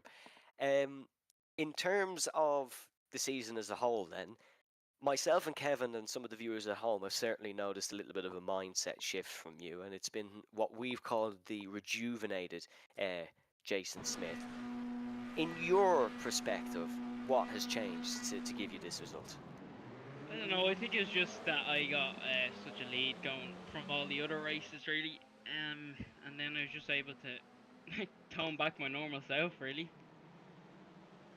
And then in terms of tonight, Team DDR did everything possible to try and stop you, but you seem to cope well in the end. Yeah, it'd be nice to win a championship because you're racing against Team DDR for the championship, so you're racing against 3 people. But look, it's a nice challenge to have, and they definitely made me work for it. Kevin, any questions for Jason while we have him here? Because, of course, he is potentially the champion. I'm just getting confirmation now, folks, that because of that steward's investigation that Jason mentioned, it's not confirmed yet. So, unofficial as of now, but we'll get that to you ASAP, folks. Yeah, I suppose, Jason, I'm just interested. Obviously, you're coming out of college now and into the big bad world that the rest of us inhibit, or at least myself and Ronan inhibit. Like, has this championship, you talk about kind of toning back, kind of having to hold back your natural self, and it's worked for you. Would you say that you would be carrying some of that into the real world season this year? Do you think that some of your experience in the sim in the off season has kind of given you maybe a little bit of an insight into the real world stuff, or does it not change things at all? No, definitely. No, the sim and real life are definitely relatable in the way you race and the way you drive. So yeah, no, I think I have. I think I've matured, actually. You could kind of say more so after racing at the festival and the Walter Hayes. It really brought a dawning aspect on me of how to like, the racing was just so good and so close. So no, it's brought a different perspective, and I'll try and bring that to the track. And in terms of your full-time plans, are you gonna give the motorsport a stab full-time, or are you gonna have to just kind of balance the two? Yeah, look, before I even started racing, me and Dad already said that we're going out to have fun, and if anything else happens and make a future out of it, it's just a bonus, really. So no, I'm enjoying racing. I'm going out with my family, granddad, uncle, and my dad, doing the best we can and and fighting up the front. So no, I'll take anything that comes to me. You can kind of say, but no, I'm looking forward to this season. And try be a bit more toned down and get some results and get the championship in England. So And finally, as you mentioned him, like your dad has been with us every week. He's been watching on, like it must be fantastic for you guys, for him to be able to obviously watch in real life, but then to come on and to watch you in the races. Like it must give you a great kind of kick to know that he's watching you on and he's seeing how well you're doing. I don't know about that, but I think it might be a bad thing because then he's able to criticize me of what I can do all the time, and he's not afraid to do that, which I don't mind at all. But yeah, I don't know if it's a good thing or a bad thing. Well, either way, he's with us, and we certainly appreciate the clicks, if nothing else. So thanks, Neville. Do keep staying with us. Jason, just a massive congratulations. We've talked about your maturity and how well you've progressed all throughout the championship, and just look, it usually takes more than just being a quick peddler to win one of these, given how good the competition is. So I think that extra level means that you're more than deserving of the championship, if obviously Stewart's decisions pending. But look, in any case, it's been a fantastic championship for you. So congratulations on it. Yeah, no, thanks very much, guys, and thanks for all the commentating, and thanks to Ronan behind the scenes setting up the stream, and all the lads in RTA setting it up, and you can see it's just a great championship. Thanks, Ronan. And Ronan said love you off stream to Jason, just in case he didn't hear that. yeah, no. Hederman shows emotion. No, to be fair, lads, you put some amount of effort into it, and no, I'm very grateful to be racing here and maybe being crowned a champion. Well, that is in the hands of the stewards, but certainly I think you've run a championship winning season. So, Jason, congratulations. And Ronan does show emotion. You just have to, crash his PC in the middle of a stream. Then you get plenty of emotion. I didn't want to say it. I get it that much. But yeah, Jason, massive congratulations and thanks a million for joining us. And hopefully that will be confirmed soon and we can officially crown you as RTA. Yeah, no, thanks very much, guys. So that was our provisional RTA. It's a F4 bit eerie champion, now, Jason isn't it? Smith. Yeah, it's a bit of a weird one because I don't know if we can go back and look at that incident again. It would be great. I probably can't because it's in a different race to the one that we've just watched. But at the time, it didn't look like there was much in it. Yeah, I didn't think it wasn't so- initially reported by Sean actually. He didn't report it at the end of heat number 1. Usually the drivers throw it in straight away. He actually reported it after heat number 3. So it's a tactical report, but definitely one looking at. We'll get you a verdict as soon as possible, folks. Obviously, even after the verdict comes through, it's still not official because the points will have to be done. But we'll know what way to attack it. Yeah, I think we can be joined though by Ronan Dardy. He's back with us again, Evan, I think. Yep, I think Ronan is with us now. So let's bring him in. The PC is all back. Ronan, sorry, Ronan. I'm just going to have to cut you off quickly for a second. I've just got a message. Jason Smith has received a penalty for that incident. So that's going to change quite a lot here, folks. We will get the official points coming through soon, but he has got a penalty, I believe. Wow. What's your reaction to that, Ronan, first of all? Hello lads, is the audio okay? I'm on my phone because I can't get my mic working on my PC. Thereafter, we can hear you. I know my thoughts. Like I seen the incident, like it probably was more on Jason. Like it was just one of them things where he went for a gap and then it just disappeared a bit. Like, but like to be honest, I hope like if Jason gets the incident, I hope he's probably still ahead in points because not. you want to win championships on track, and I've nothing to do with any incidents or anything anyway. But no, like over as it goes as a season, over the course of the season, like I said, after the second race, I think Jason drove better.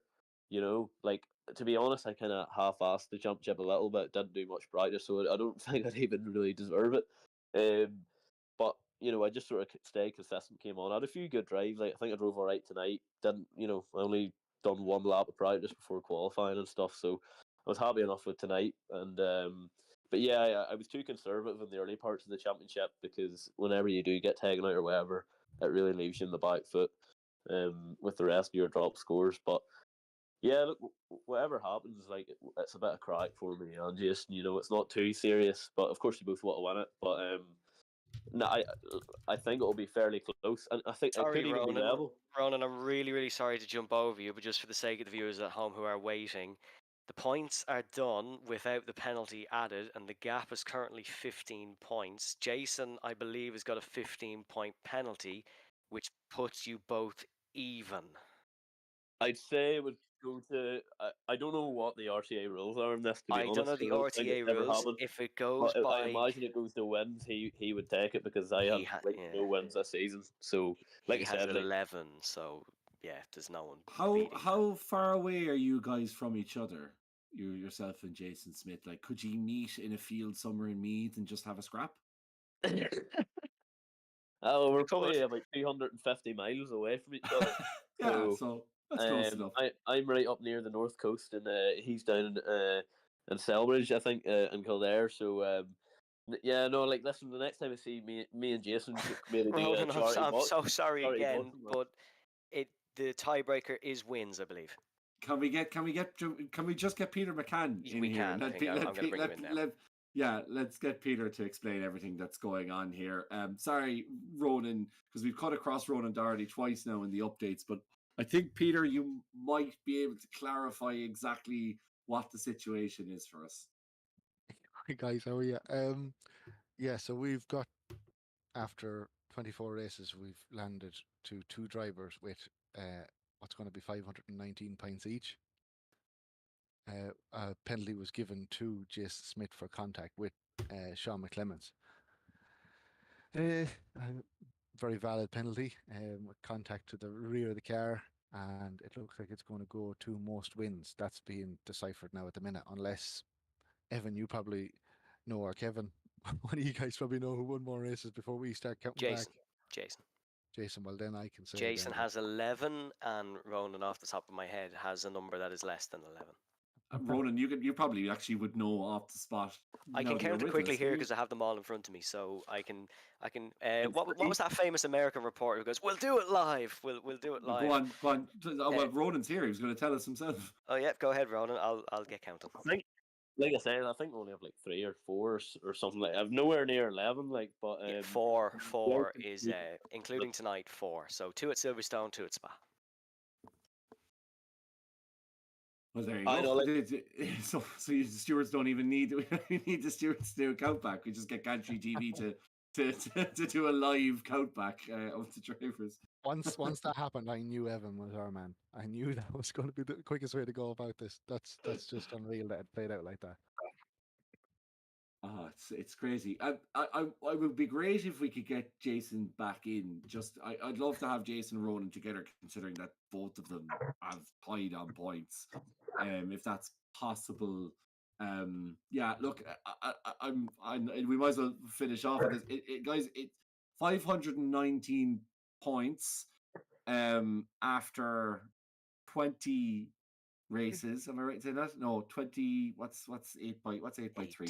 3 is 24. 24 races. Not there in the end.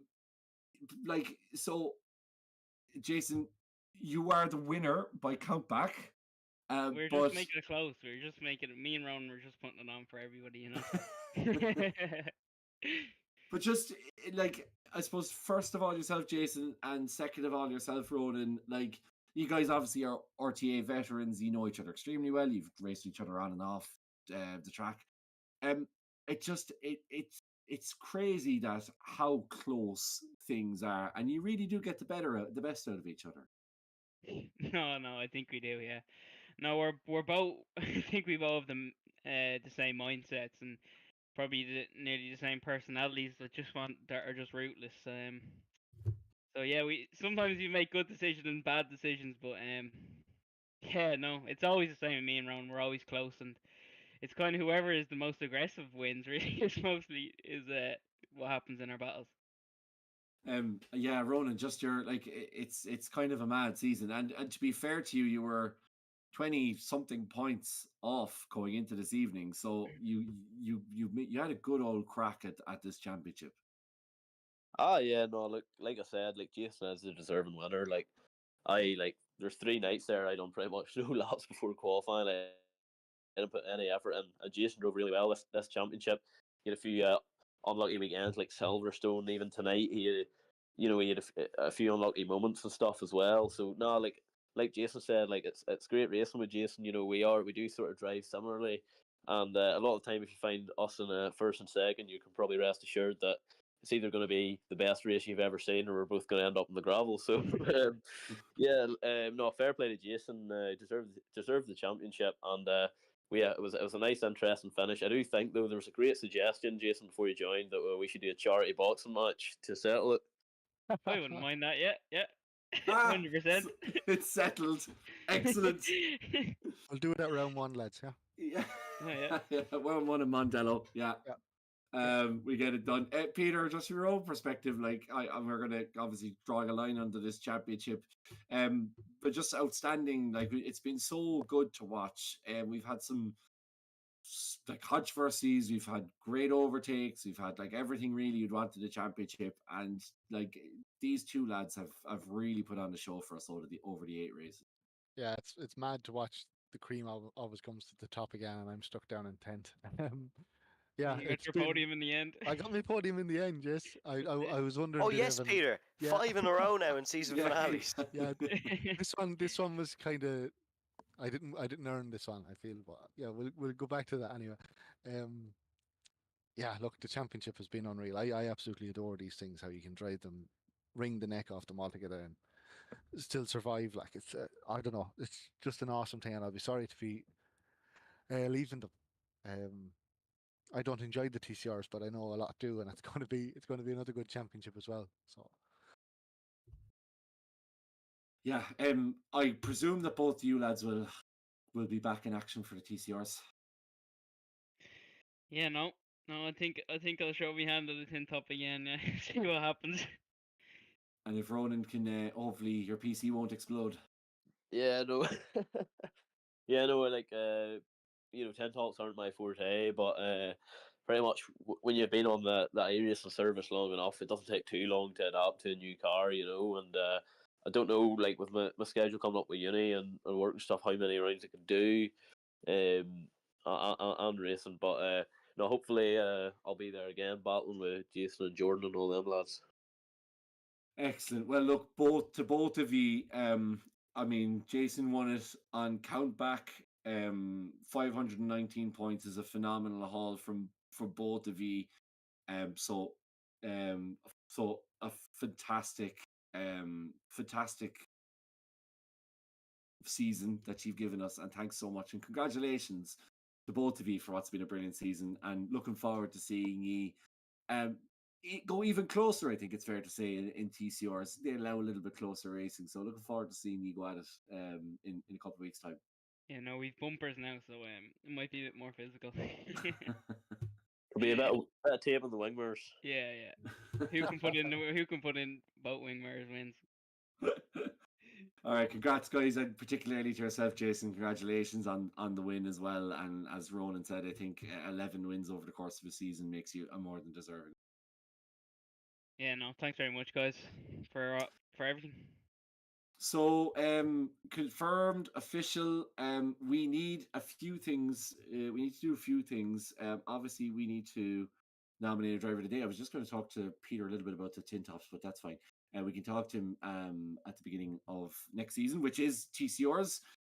As we do a round around the fine Great Britain, the fine island of Great Britain.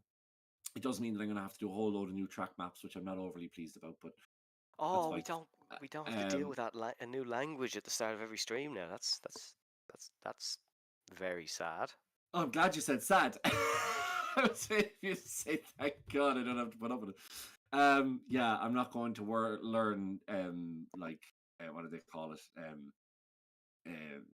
what do they Actually, speak just down on in? languages, have you seen BBC Pigeon?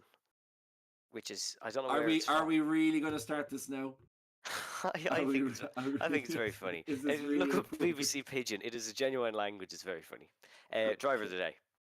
I have no clue. I It's do, really and hard. so does Johnny Hollywood because I agree with him. Miles Rag. Okay, fair enough. In that case, very, very happy to give driver of the day to Miles Rag. And Miles has actually Um, commented on our gantry stream, thanking everybody and saying he will be back next season. And it was great to meet everyone. So, Miles, it was great to have you here, part of the Swift Cooper team, of course. And we look forward to seeing you in the Tin Tops.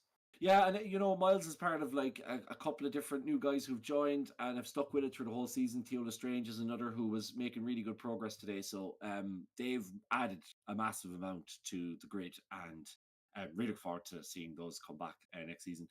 But yeah, we're obviously well over time at this point. But first of all, my many thanks to yourself, Evan, of course, and Ronan in the background, who he does take a slagging well in fairness to Ronan, and he's been very sick this week as Ronan. So thanks so much to him for actually, and I know it sounds like I'm being sarcastic, but I'm actually being sincere.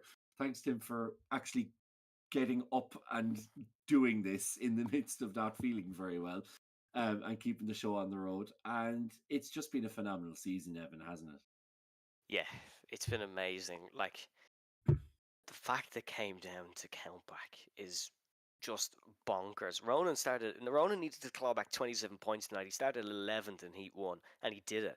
He actually did it. And he still lost. So he threw everything at it and still, unfortunately, just came up short.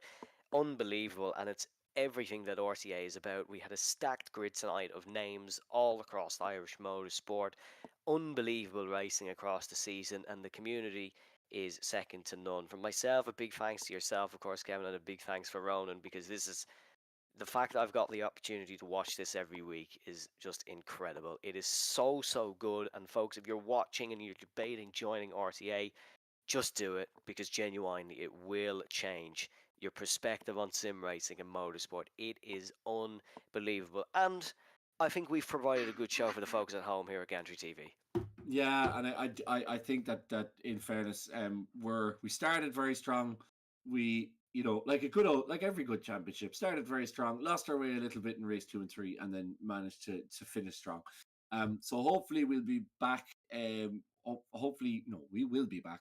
But hopefully some of the new features that we had earlier on in the season we'll be able to bring back. But keep an eye on that.